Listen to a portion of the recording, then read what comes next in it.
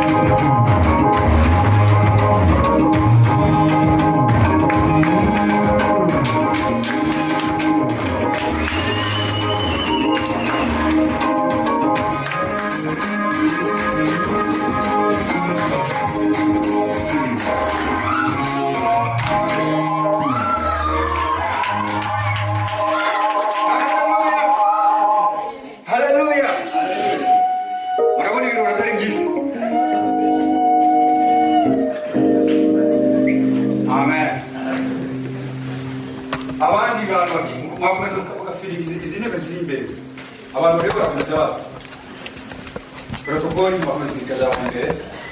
Amen. Amen. Abageni bacu bari barasa neza. Barasa neza. Barasa neza. Haleluya. Amen.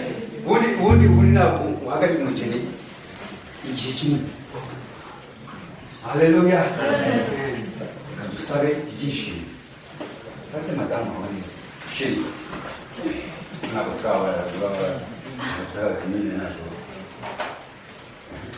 Mufatana umwigeze ubundi.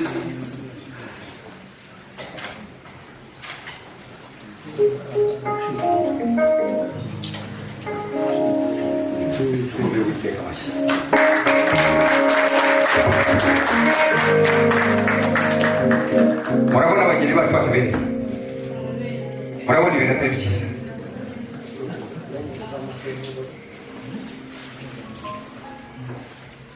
Murasa neza cyane. Haleluya. Haleluya. Murabona ibi bihe bitari bikwiriye muri igihugu cya Korea. Abavuga ngo birakwiriye. Imana ibahumukire cyane. Munyemerere muri aka kanya ndashakira abantu. I think I'm just going to use another language because there are also other people who don't understand the language that I'm speaking. We are here for our wedding. This is our son, this is our daughter. All of them, they pray from here. So we are here to celebrate the good thing that they have done in this church and to bless them as well. So the visitors, you're most welcome. Feel free, feel at home, feel at heaven.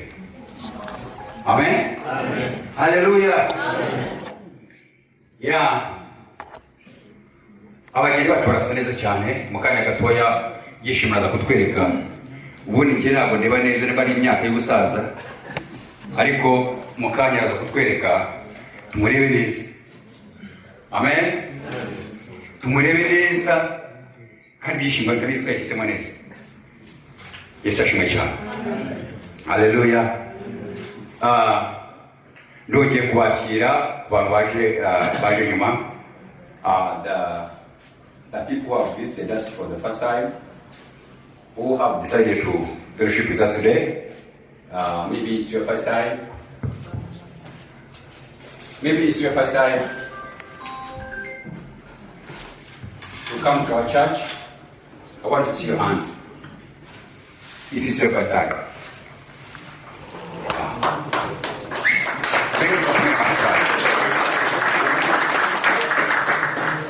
Ubundi biragoranye muri iki gihe cy'ubukonje kimeze gutyo kubona abantu bangana gutyo. Yesu ashimwe cyane.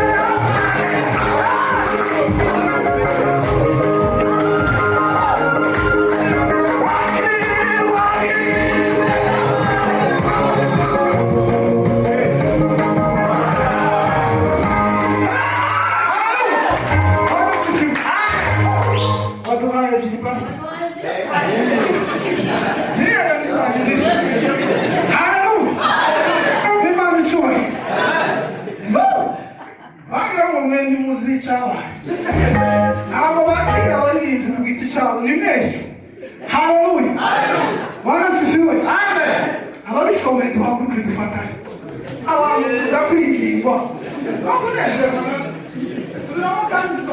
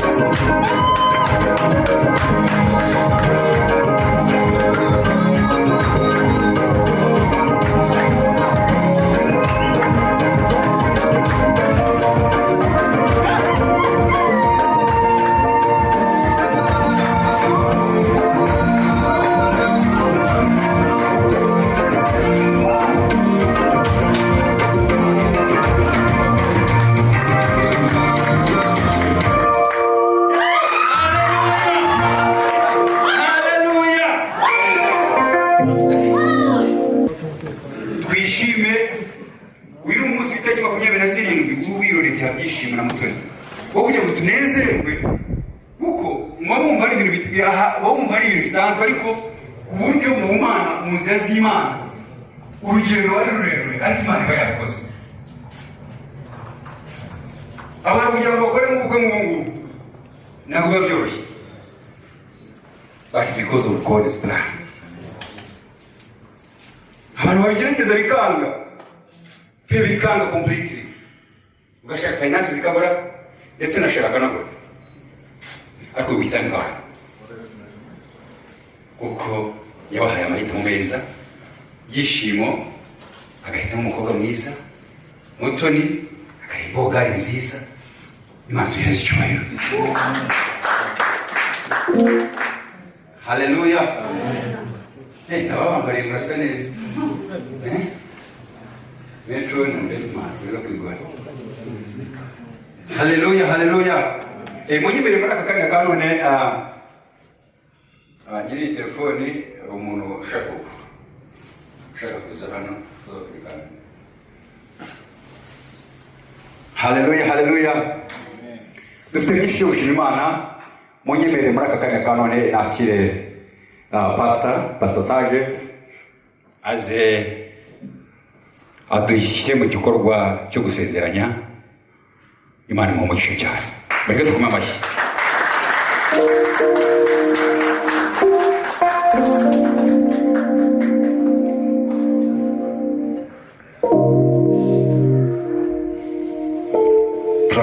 turagushime witeka Mana nyir'ingabo,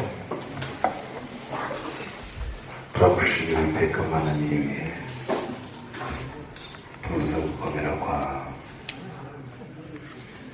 muri kano kanya wa Mana we, tuje imbere yawe kugira ngo tugirire neza, tukweretse igikorwa tugiye kujyamo, turasaba kugira ngo ubane natwe, haba ari twe ahubwo izina ryawe ryo rihabwe icubahiro. Reka imbaraga zawe data mwiza zibane natwe, turagushimira kuko ubikoze. Amen. Haleluya. Zamura ibiganza byacu. Wow, murasa neza cyane. Pastor Celestin, kadukorane nawe, fata Bibiliya yawe dukorane. Yego.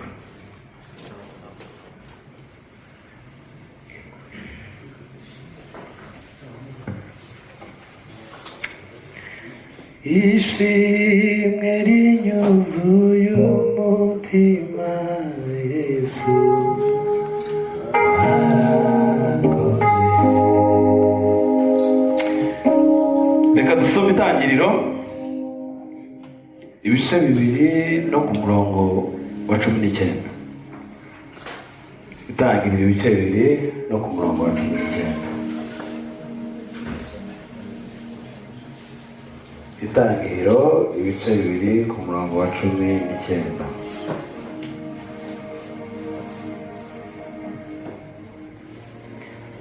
Ugarukire kuri 24. Wabonye cyangwa wabonye yadufasha? Ndabona yatinze. Reka dusome. Uwiteka Imana irema mu butaka amatungo yose n'inyamaswa zo mu ishyamba zose n'inyoni n'ibisiga zo mu kirere byose, ibizanira uwo muntu ngo bimenye ko atsinda. Kandi uwo muntu yise ikintu cyose gifite ubugingo aba ariryo ribaza izina ryaryo. Uwo muntu yita amatungo yose n'inyoni n'ibisiga zo mu kirere n'inyamaswa zo mu ishyamba zose,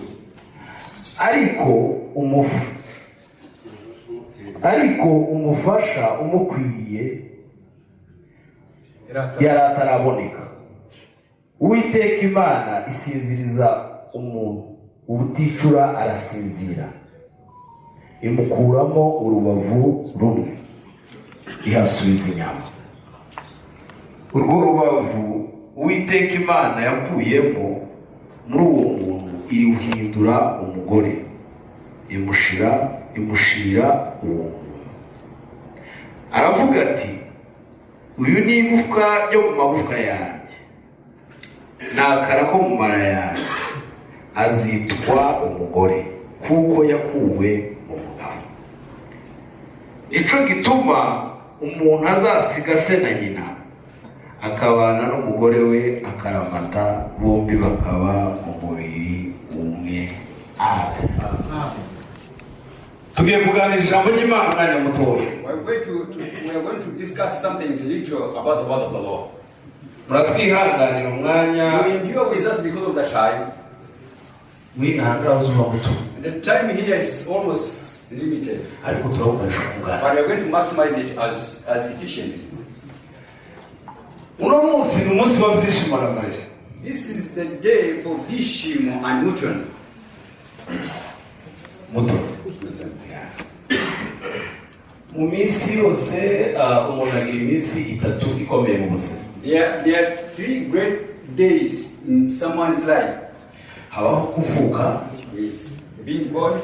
habaho mariage ari umunsi bagezeho, There's another day which is the great day of like the situation they are now.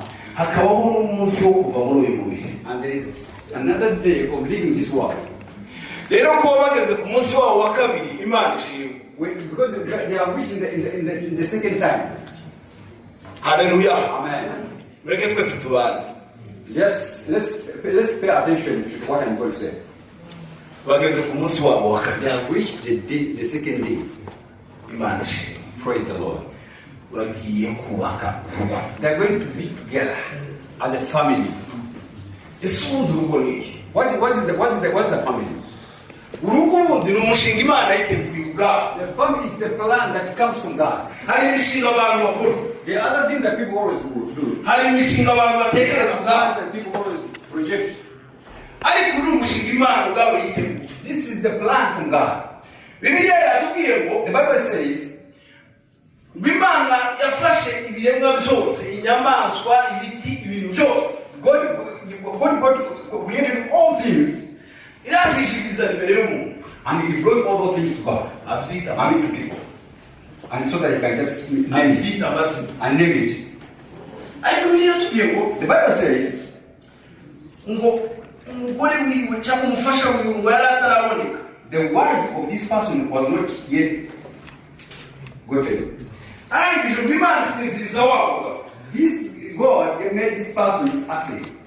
Birangije kuramo urubavu rumwe. Just got just a little thing in the limb. Irangije ngo yasubiza inyama. He just put again another fresh. Hallelujah. Amen. Warangije ngo muri ya nyama And that's why ikuramo umugore. he just got a wife of that Nkuko ibi tree. bintu bikomeye. Just to see how these are. Byishimo Jishimo, yabaye mu Rwanda. he was in Rwanda. Avuye mu Rwanda aza hano muri Korea. From Rwanda he came to Korea. Yahuye n'abakobwa mu maso ye ntabwo ntazi ngo bangana gute. He fought many girls. Even him, he can even country them. Very many. Ariko yari atarabona But he not yari atarabona urubavu rwiwe. he not formed. Ariko umunsi yahuye na Farede. Then after he had just met him Yaravuze up, ngo ndamubonye. and he said, I've made the right person. Hallelujah. Amen. Hallelujah. Amen. Hallelujah. Amen. Yari amaze kubona Because he has formed the right person. The right person, the wife. iyo biza kuba ari ibintu gusa biri aho, If he was just there for the umuntu granted, tuzahura n'umukobwa agafata aho ngaho. maybe you could just collide with someone and just pick that up. Ariko ureba ukareba. You just rotate around and you see and make a choice. Kandi ikigusetsa. And what amazing? Ba bandi uri kureba ukabatambuka. All those things, Hakaza undi waza people you see, kwibaza. you overtake them. That's the right person. Hallelujah. Amen. Ukavuga uyu nguyu. And he said this one, no. Ariko hakaza undi. And then you got another person also comes in. Navuye igitangaza cy'umukobwa. I have found a beautiful girl. Ariko wamuha umuntu wa. But you find and realize and say that this is not the right person. Because this umuntu abare byageze. And that's how it came. Hallelujah. Amen. Ubu rero mugiye kuba. You're going to be a family. Urugo A family. umenye ko ari umushinga w'Imana. Icyo cyo cyane. First and foremost, you should just put in your mind, it's a first project of God. It's the plan of God. Ugomba kuzubaha. You have to respect it. Noneho mukabyereka n'abandi ko muzubaha. And even you show it to people that you respect it as well. Niho hantu umunyine Imana yashize That is the only place that God put. kugira ngo izajya ikurinda abandi bantu. So that God can just bring people through that. Abo bantu nibo bagaruka bakaramya Imana. All those people are the ones who worship God. Hallelujah. Amen. Ni ikintu gikomeye cyane. It's a great thing. Muke tuzabura ibiganza. Let's put our hands up.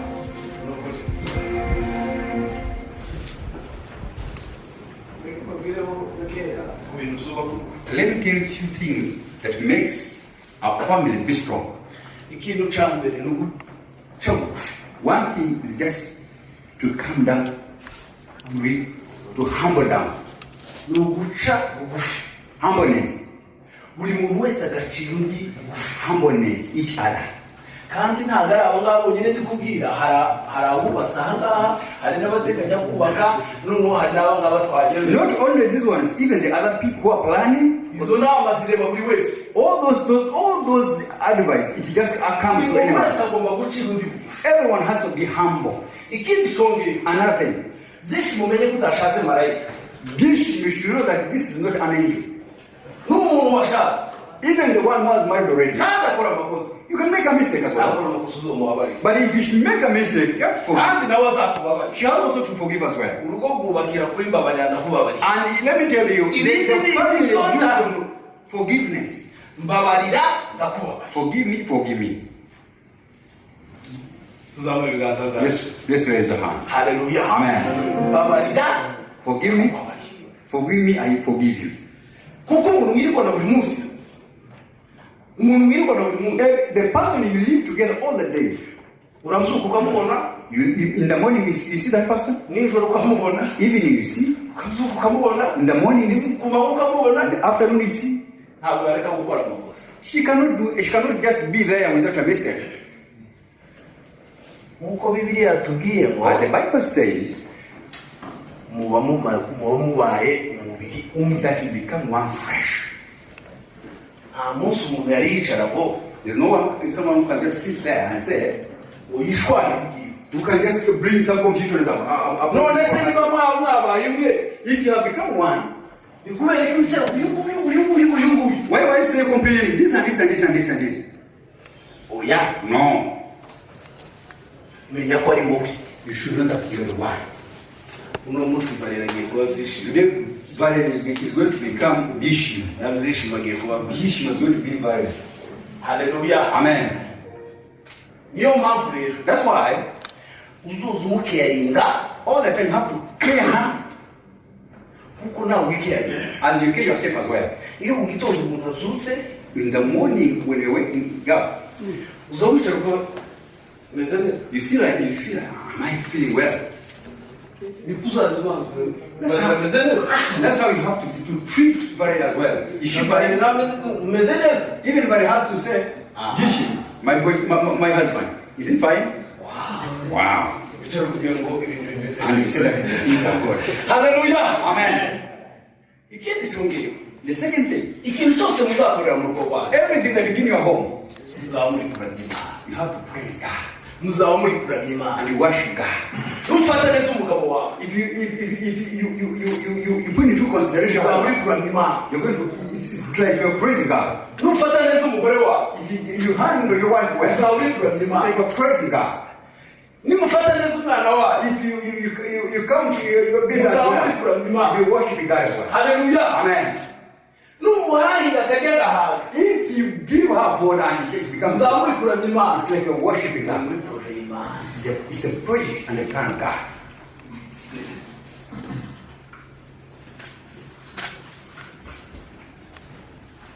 muzaba ibiganza byacu haleluya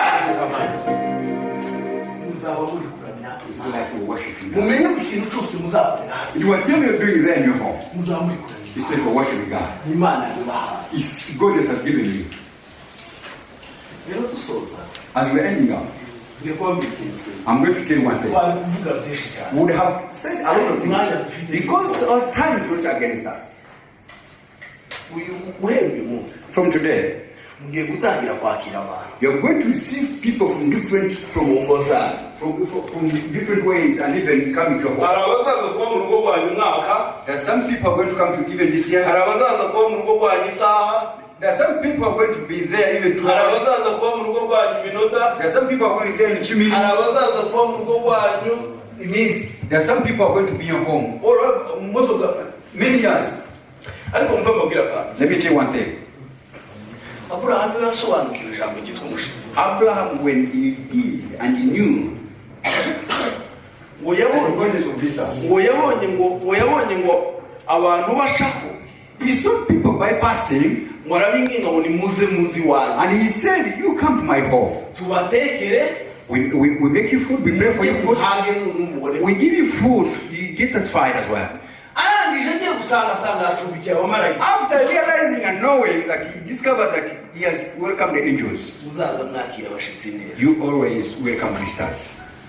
hariya niho wakubimugisha mu ijuru That is the center of the blessings. hariya niho wakubimugisha That is the center of blessings. bene data tuzatwakira abashitsi Brethren, you have to welcome ingo visitors. zacu wakira You umuntu have to welcome visitors. ntuzi impamvu imana yaguhaye And you never know why that person is coming to your home. ntabwo uzi impamvu imana yaguhaye uwo muntu And you don't know why that person has come to hari ubwo you. nawe wagirirwa amahirwe ukamera nka aburahamu Even you can you even have a chance to become like ugasanga Abraham. wakiriye marayika. Maybe you have received an angel in your home. Haleluya. Amen. Imana iteze umugisha. God bless us. Reka dusenge. Let's pray. Turagushimiye kandi turagwimbaje Uwiteka Mana nyir'ingabo. Father, we thank you for the good. Imirimo n'ibitangazo We thank byawe you for the mighty thing. urakwiriye kandi urabereye We Mwana. thank you for all. Ayindi Mana imeze nkawe. There's no other God like you, God. Shimwa wa Mana. We thank you. Himbazwa wa Mana. Praise you. Imbaraga zawe reka ziganze The kandi power of the Lord how to glorify mu izina rya in the Yesu. name of Jesus. Amen. Amen.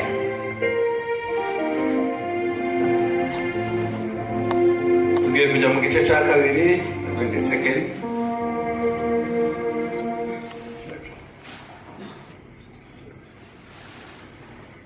Ishimwe rinyuzuye umutima, Yesu warakoze. Wakinze amarembo y'urupfu, Yesu warakoze.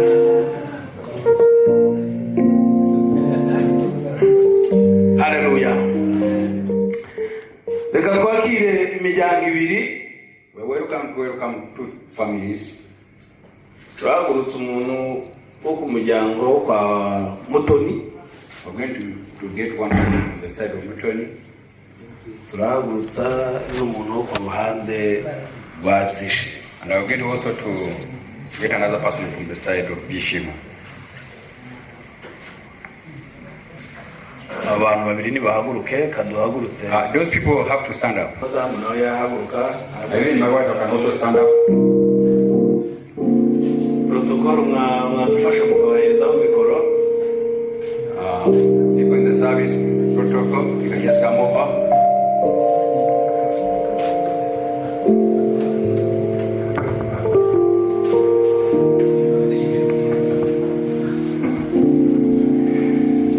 Ikibazo cya mbere kiravuga ngo hari imihango tugira nk'abanyarwanda cyangwa se abarundi cyangwa se abanyamurenge. Iyo mihango imiryango yaba yarayishoje kugira ngo mutwemerere kugira ngo dushingire bano bantu. Yego yasoje. Yego.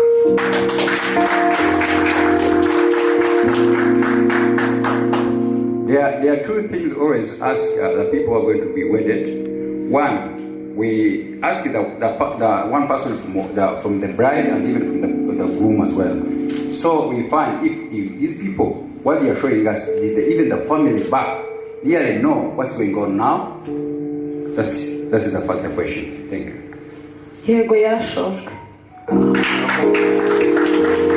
Bakwicarira.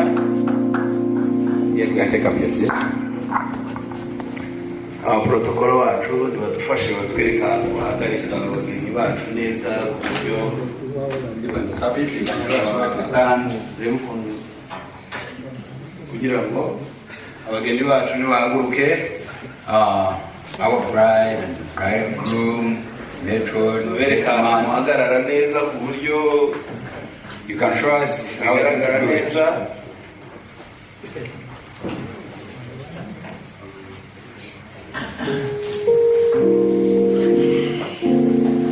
Dusaba na sekretari wacu. Even the secretary, Chantal.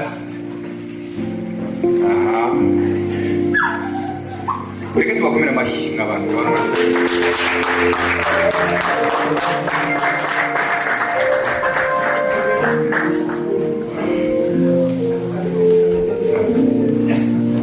Twongere andi mashyi menshi cyane.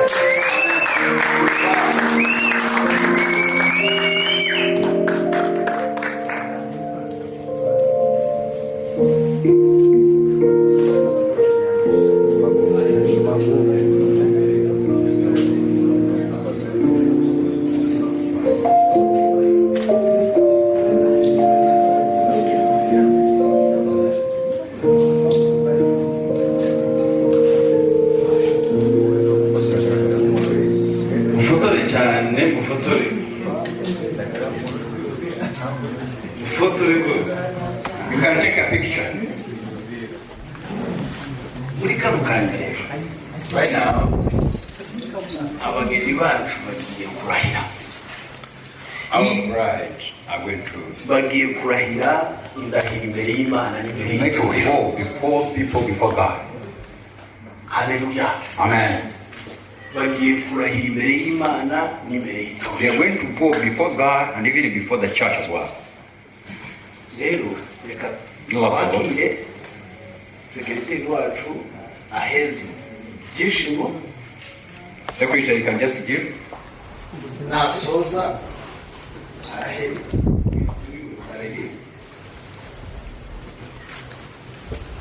byoroshye cyane buri wese afite ahiwe.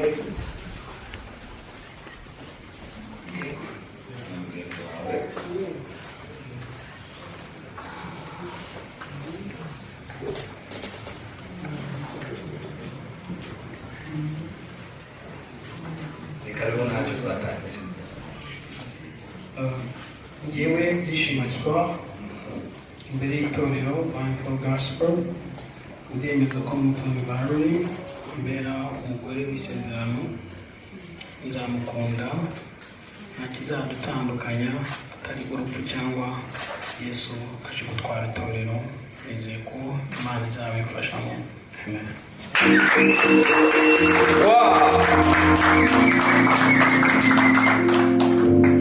Noneho Mutoni rero uzamurishwe As Bishop was ready, lovely. Какой фокус протеста этой экспертизы? yewe Valerie Mutoni imbere y'itorero Mindful Gospel ndemeza ko Byishimo Espoir ambera umugabo w'isezerano nzamukunda nzamuhanganira nta kizadutandukanya atari urupfu cyangwa Yesu aje gutwara itorero. Nizere ko Imana izabishoboza. Amen.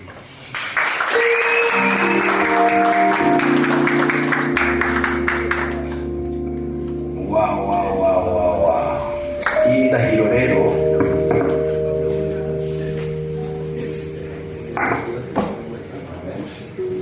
Iyi ndahiro rero muzajya muhora muyibuka buri munsi. Just keep reminding. Nimunabikenera ruriya rupapuro twarubaha. That paper can just give it to you.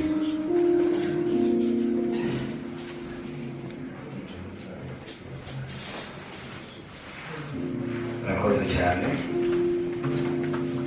Haleluya. Amen.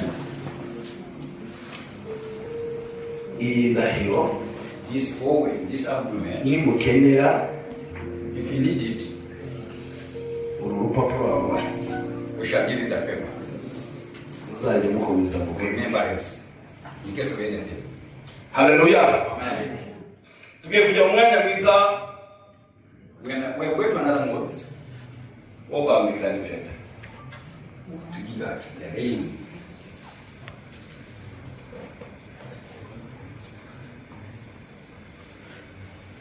Kuva Byishimo yabaho sindamubona yambaye impeta. Uyu munsi I was saying, Bishop, I've never seen him just putting the ring, agiye guhora yambaye impeta. but he's going to keep just putting the ring. Impeta rero This ring isobanura mu rukundo rudashira. means, this ring means it's everlasting love. Uko itagira aho itangirira n'aherekera. It doesn't have the beginning and the end. Ni ku rukundo rwanyu rugomba kumera. That's how your love has to be. Reka dusenge Imana rero. Let's pray. Turagushimiye kandi turaguhimbaje Uwiteka Mana nyir'ingabo. We thank you, Lord. Tuvuze imirimo n'ibitangaza byawe. It's very smart thing. Nta yindi Mana imeze nkawe. Another God like you. Muri kano kanya w'abana bawe Right now, God. ababyeyi bacu bagiye kwambika impeta. Byishimo agiye kwambika impeta. The ring. Mutoni agiye kwambika Byishimo impeta. As we just give the ring. Ni igisobanuro cy'urukundo rutarangira. Means that signifies the love. Dusenga urukundo rwabo mwana. We pray their love. Buri munsi bizajya Increase, muri data muzakora buri munsi. have increased Mu izina rya Yesu. in Jesus' name. Amen. Muri kano kanya rero Right now, Byishimo na Mutoni. Byishimo and Mutoni. Mwihangane murebane. That's you can just look each other. Murebane. Look each other. Ugiye kwambika Mutoni impeta. You're going to do something great thing to Mutoni. Ubikore. Niba ufite akaririmbo ukaririmba. If you have a song, you can sing. Niba ufite amagambo meza wamubwira uyamubwire. If you have a sweet word, you say it out. Sweet, sweet, sweet.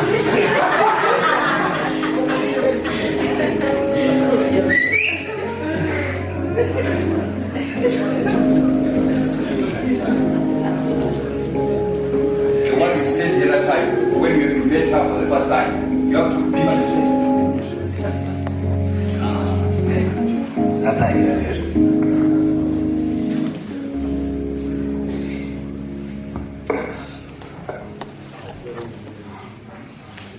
Do it when we are happy. Zamura cyane, zamura. Ongera. Just put up your hand. Yego. Okay? Urabizi twasezeranye ko we have to stick together forever kandi Imana iri kumwe natwe muri byose. I love you.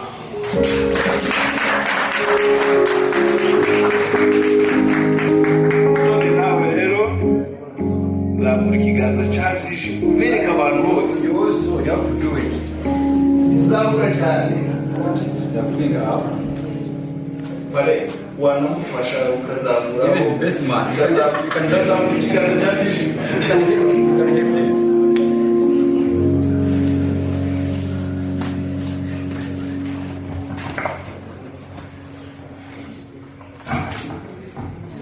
Promise to stick together forever and ever. Ndagusezeranya kuzabana nawe igihe cyose iteka ryose. Amen. Amen. Bakomera amashyi meza.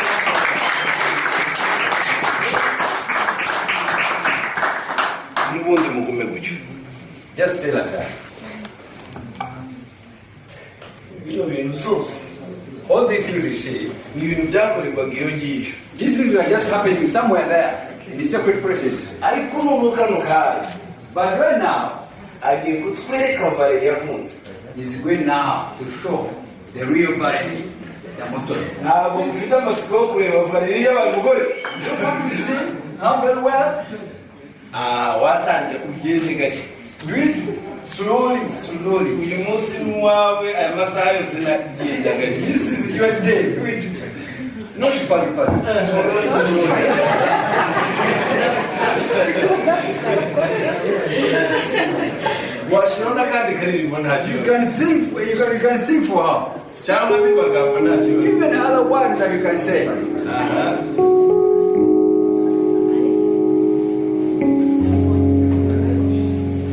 Mufite amatsiko? When you see that person, a few minutes from now you can see. Wow.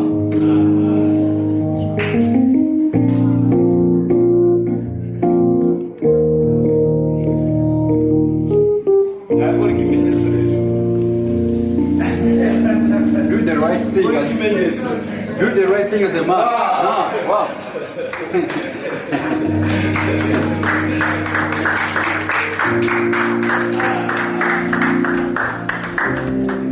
Valerie mwambonye rero. Okay, now you have seen good Valerie very well. Imana igira neza. God is good for us.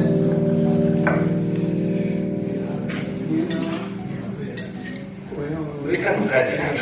Right now, Mwumve tubabwire. listen, I will tell you. Noneho Now, wivuga n'ihari. just think it out. It's not enough. Agomba no kubihamya imbere y'Imana n'imbere y'Itorero. We have to sign it and we will show before the people. Umuntu wagusinya Valerie. Urupfu ntiruzotandukanya Regardless whatever we say, now we are going to just put into action. We sign. And this is the last day. There's nothing that can separate us from we together. Wow. Right there. The secretary can come over as well. Help us. They just come over here on the pulpit. You can just come up here. You help them.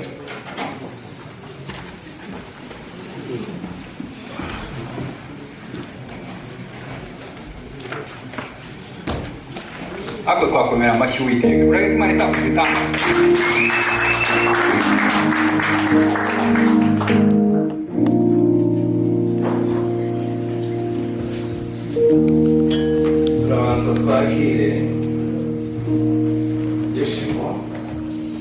First, you're going to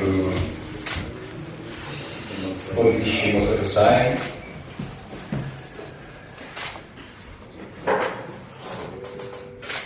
tumukomere amajwi.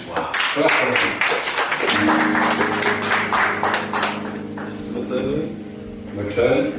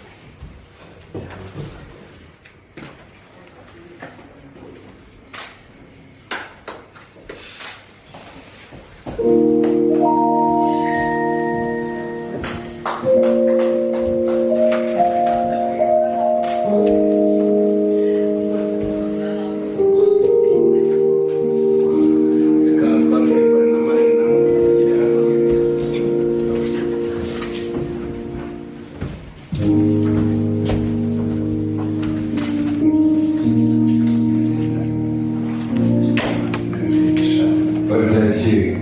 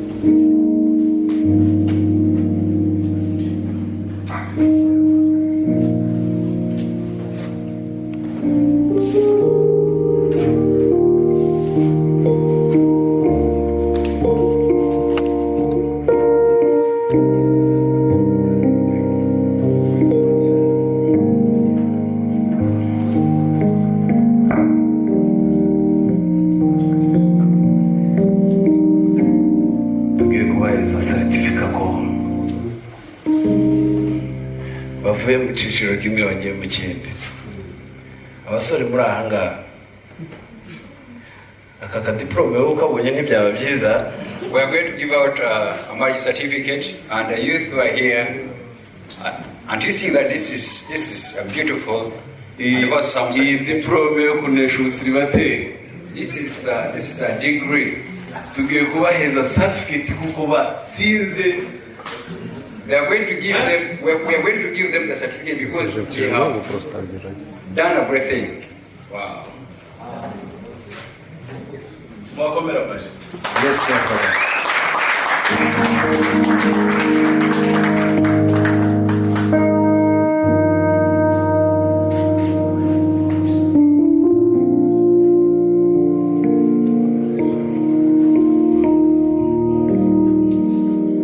Ikindi cyongera, another thing.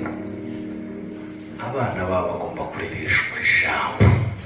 Their children have to learn, grow up in the word of nabo God. ubwabo bagomba gusoma ijambo. And they have also to lead the word of God.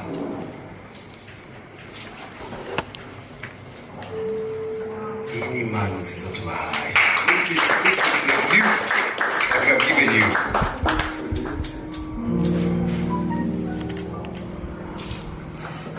Imana ibaheze umugisha cyane. God bless you. Hallelujah. Amen. Tugiye gukora igikorwa kimwe dusoza. We're going to do only one thing, then we end up. Tugiye kubasengera. We're going to pray for them. Tugiye kubasengera. We're going to pray for them.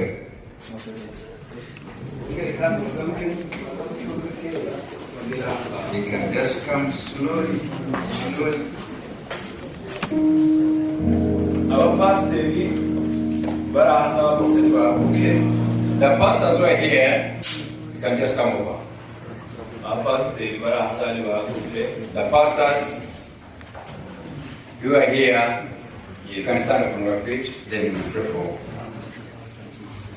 Abapasiteri barahanga babuke dusengera abana bacu. The pastors who are here, maybe you're from another church, but you know that you're pastor.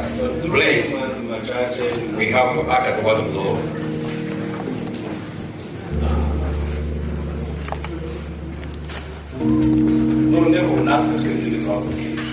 Even all of us will have to stand up.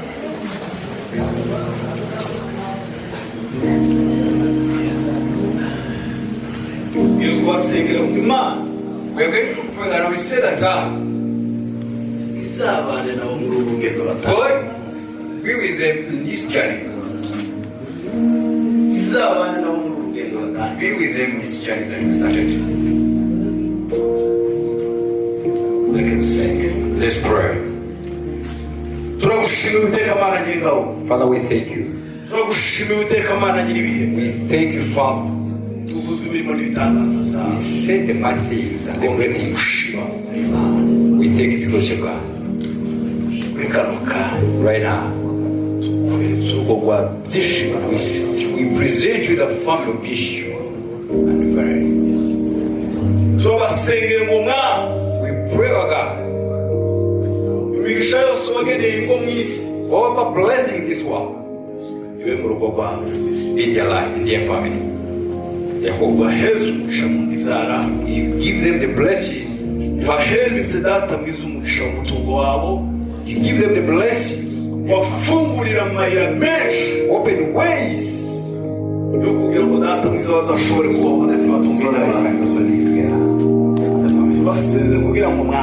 We pray that God, the Holy Spirit, just guide them. Do them, God. Expand them, God. In Jesus' name. We pray. Amen. Amen.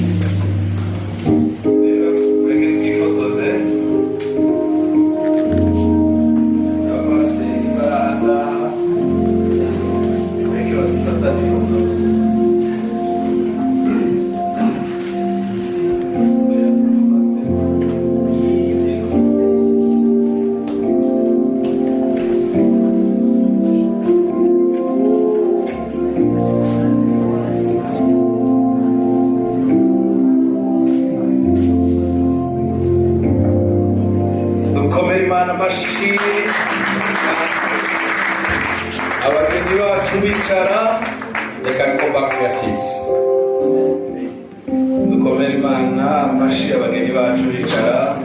Let's clap God mightily.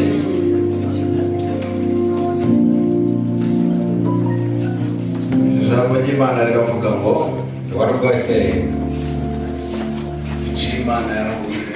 What God has joined together, we are going to be called a husband. Very happy.